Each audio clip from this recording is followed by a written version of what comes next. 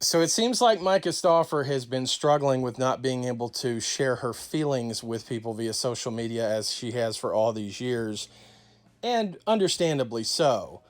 And the day has come. Today on Instagram, actually about an hour ago, less than an hour ago, Myka Stauffer has broken her silence on everything that has been happening over the last month and a half. And let's dive into it. I'm going to go through each page of the statement that she gave. I may pause if I have any thoughts. We'll talk about it. May wait till the end of it, but let's just go ahead and get into the statement itself. I want to first off apologize for the uproar and take full responsibility for all the hurt that I have caused. This decision has caused so many people heartbreak, and I'm sorry for letting down so many women that looked up to me as a mother. I'm sorry for the confusion and pain I have caused, and I'm sorry for not being able to tell more of my story from the beginning. I could have never anticipated the incidents which occurred on a private level to ever have happened, and I was trying my best to navigate the hardest thing I have ever been through. I apologize for being so naive when I started the adoption process. I was not selective or fully equipped or prepared. I received one day of watching at-home online video training and gained my Hague certification, which was required by my accredited adoption agency. For me, I needed more training. So I think my feelings from hearing this right off the bat, her first statement is clearly has been vetted through a law team and is vague where it needs to be, is humble. She's asking for forgiveness for the people that she's hurt. She has shown her own vulnerability and weakness, saying that she just really wasn't prepared and was naive when it came to the international adoption process, the adoption process when it comes to a child with special needs. But I don't know, as we all look back on the whole process,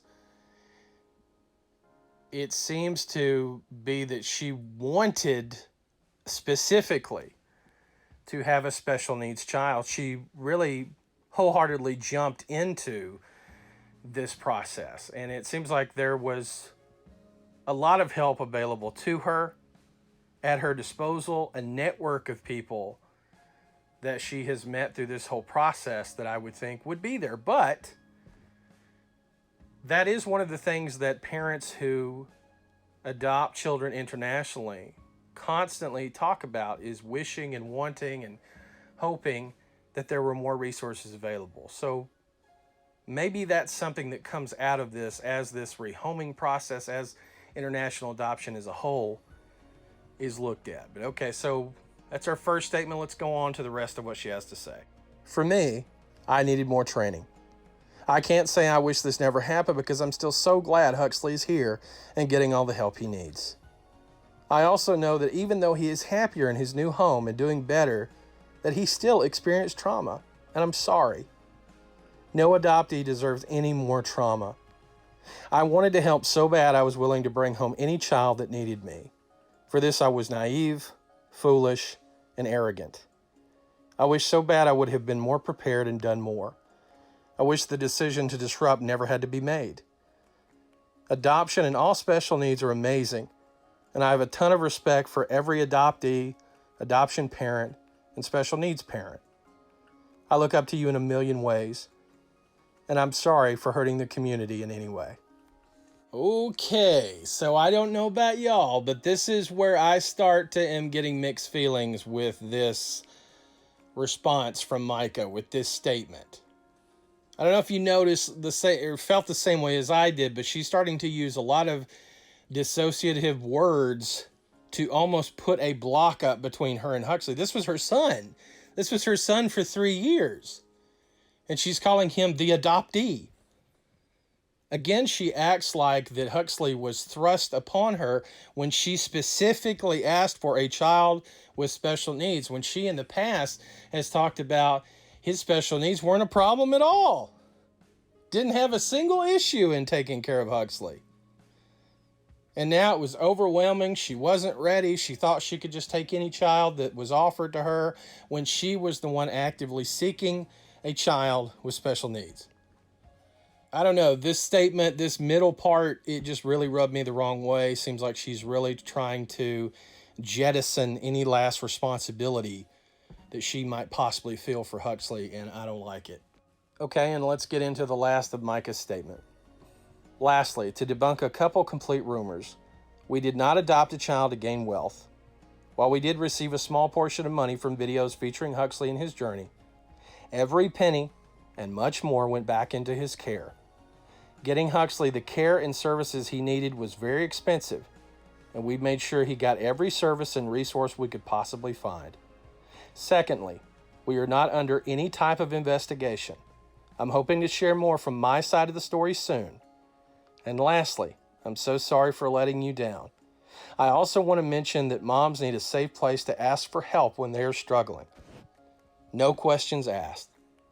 We love Huxley and know that this was the right decision for him and his future. Praying that Huxley only has the best future in the entire world. And that's it. That's the end of her statement.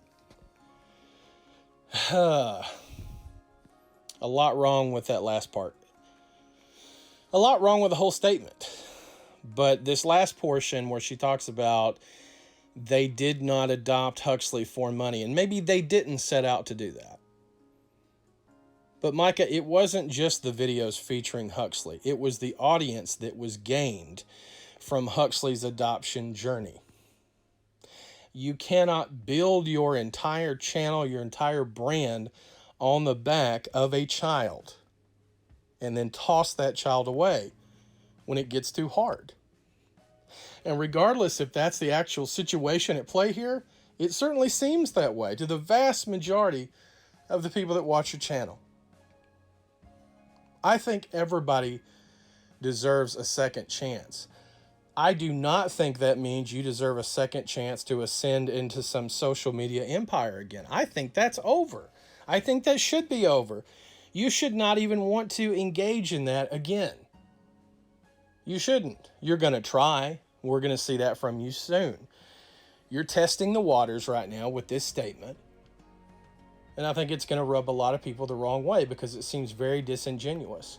And as a mom that might be struggling with a child with special needs, you had every right to ask for help from anybody, to talk about the hardships of it, which I think you did. And then you oftentimes tried to sugarcoat it. He's no problem at all. Well, any parent who has devoted their life to a child with special needs will certainly tell you otherwise, that it takes work. Backbreaking, thankless work to give those that you love every opportunity and every care that you can. And no doubt, the Stauffers spent an enormous amount of money trying to make sure that Huxley was taken care of. I am no expert at all when it comes to the care of a child with autism. I have many friends who have children with autism and are familiar with some of the things that they do. But a lot of you have helped clue me in on the types of therapies that Huxley had and how wrong they were. So yeah, you should have asked for help, Mike, and I hope that you did. I feel like you did. It didn't have to be on social media, but I would hope, and I'm sure that you did reach out to experts. But I want to know from all of you, what do you think about this statement?